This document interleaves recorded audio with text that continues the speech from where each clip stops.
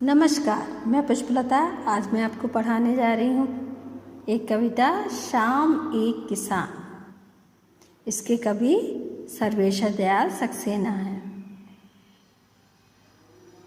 आकाश का साफा बांधकर सूरज की चिलम खींचता बैठा है पहाड़, घुटनों पर पड़ी है नदी चादर सी, पास ही दहक रही है पलाश के जंगल की अंगीठी। अंधकार दूर पूर्व में सिमटा बैठा है भेड़ों के गले सा। चलिए पहले इसके कठिन शब्द देख लेते हैं।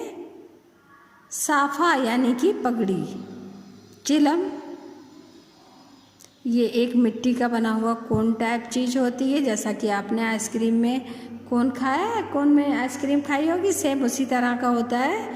ये मिट्टी का बना होता है। इसमें क्या करते हैं, तंबाकू रखते हैं और फिर उसके ऊपर आग रखकर उसको पीते हैं।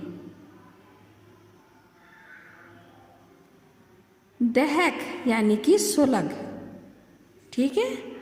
और पलाश ये एक पेड़ होता है जिस पर लाल रंग के फूल आते हैं। अंगीठी जिस पे आग जलाई जाती है उसको अंगीठी बोलते हैं। पूर्व यानी कि पूर्व दिशा।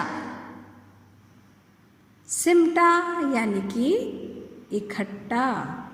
गल्ला, और गल्ले का अर्थ है झुंड। चलिए अब इसका अर्थ देखते हैं। यहाँ पर कवि ने शाम की कल्पना एक किसान के रूप में की है, जैसा कि आपको चित्र में दिखाया जा रहा है। इसमें पहाड़ को एक किसान से उसकी समानता की गई है। आकाश का साफा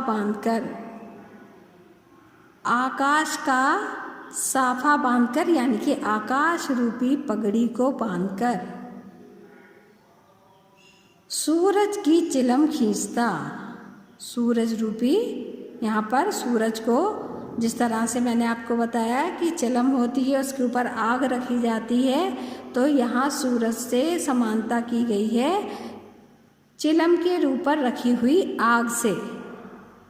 शाम का समय है, पहाड़ में कल्पना की गई है कि वो किसान है, सिर पे उसने आकाश की पगड़ी बांध रखी है और वो सूरज रूपी चिलम पी रहा है। जिस तरह आपने देखा होगा शाम के समय सूरज का रंग बहुत तेज लाल नहीं होता, हल्का लाल, किसी दहकते, जैसे एक आग जलती है वो लपटों में होती है और जो सुलगती है तो वो केवल लाल रूप में दिखाई देती है ना, देखा है।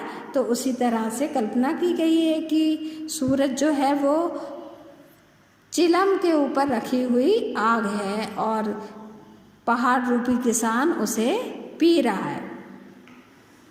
बैठा है पहाड़ यानी कि किसान रूपी पहाड़ बैठा हुआ है। घुटनों पर पड़ी है नदी चादर सी। पहाड़ पे से जो नदी बह रही है, यहाँ पर कल्पना की गई है कि वो बैठे हुए किसान के घुटनों पर पड़ी हुई चादर है। पास ही दहक रही है पलाश के जंगल की अंगीठी।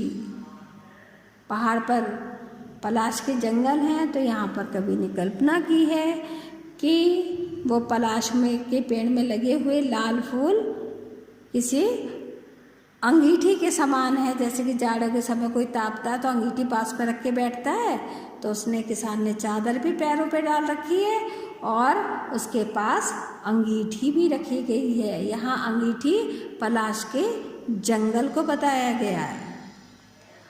अंधकार दूर पूर्व में, अब पूर्व दिशा में अंधकार छाने लगा है।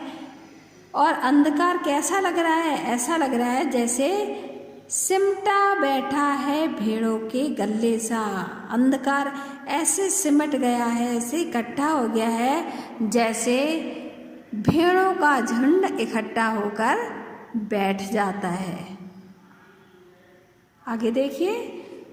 अचानक बोला मोर, जैसे किसी ने आवाज दी, सुनते हो?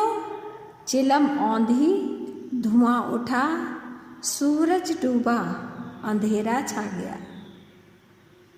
अचानक मोर के बोलने की आवाज़ सुनाई देती है। तो मोर की आवाज़ कैसी प्रतीत होती है? जैसे कोई आवाज़ दे रहा हो। सुनते हो?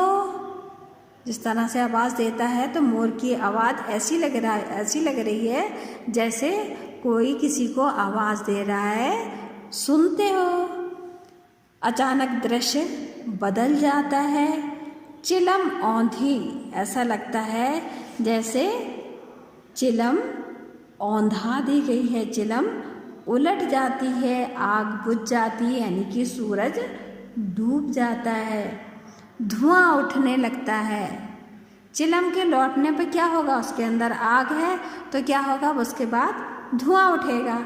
उसी तरह प्रकृति के दृश्य में क्या हुआ है? सूरज डूब गया है और चारों तरफ एक धुंधलका छा गया है। सूरज डूबा, अंधेरा छा गया। अब सूरज डूब गया है, शाम ढल गई है और रात का अंधेरा छा गया है। तो ये हमारी कविता यहीं पे समाप्त होती है। धन्यवाद।